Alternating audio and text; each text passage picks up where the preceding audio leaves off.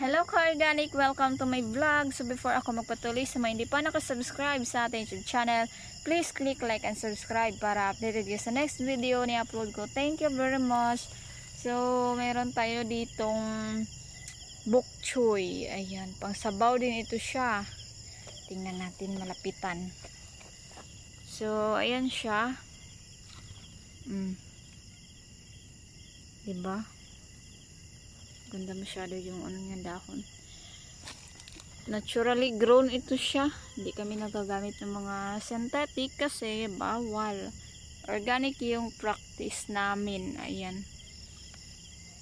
So meron pa doon. Ayan.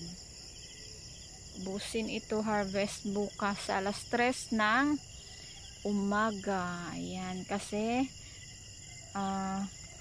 8 AM yung display natin sa Ateneo Grade School. So, dapat fresh pa rin yung binibinta natin doon.